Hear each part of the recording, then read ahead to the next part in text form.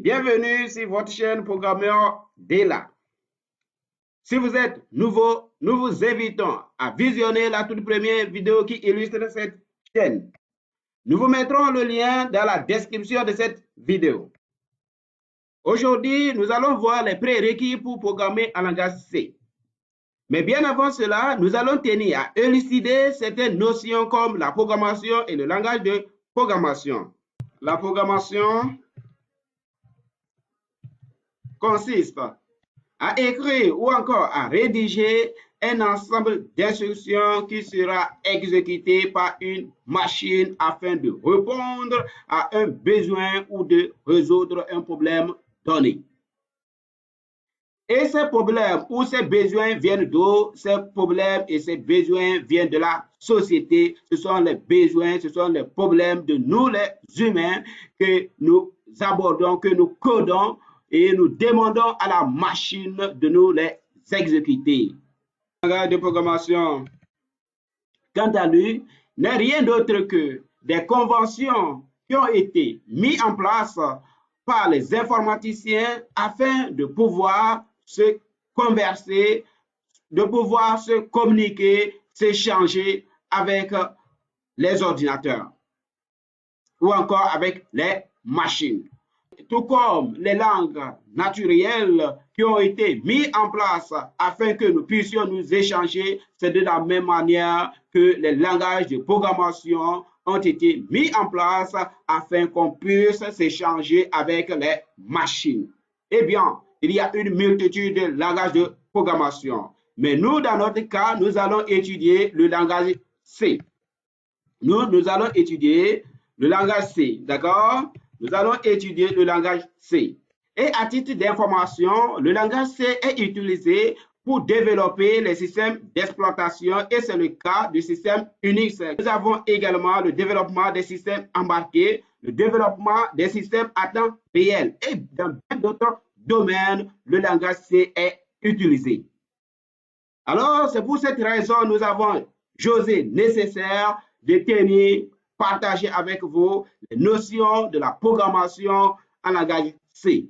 Pour programmer en langage C, il nous faut un certain nombre de choses. La toute première chose, c'est le matériel. Il nous faut du matériel. Il nous faut du matériel. Qu'est-ce qu'il nous faut comme matériel? Il nous faut des ordinateurs, d'accord?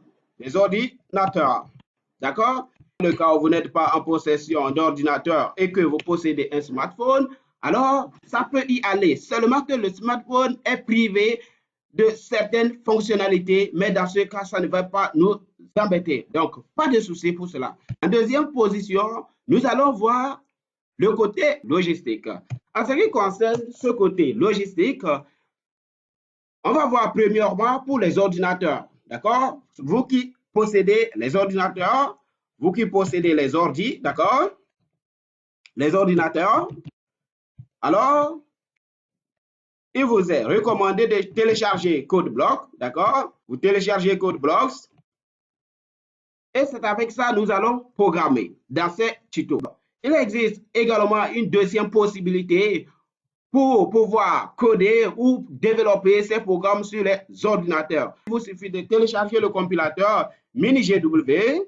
Vous téléchargez le compilateur MiniGW.